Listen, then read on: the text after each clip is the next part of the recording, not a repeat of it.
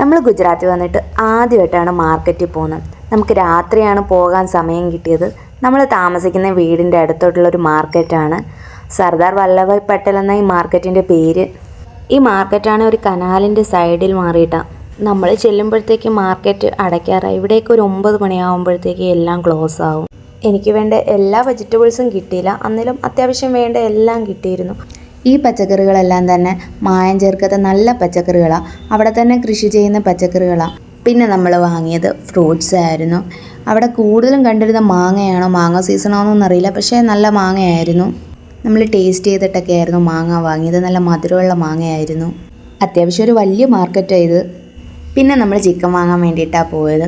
ഇവിടെ ചിക്കനൊക്കെ ആണെങ്കിൽ 100 രൂപയ്ക്ക് ഒരു 4-5 പീസ് വീതം കട്ട് ചെയ്ത് കൊടുക്കും. പിന്നെ നമ്മുടെ സ്ഥിരം പരിപാടി തന്നെ ഫുഡടി.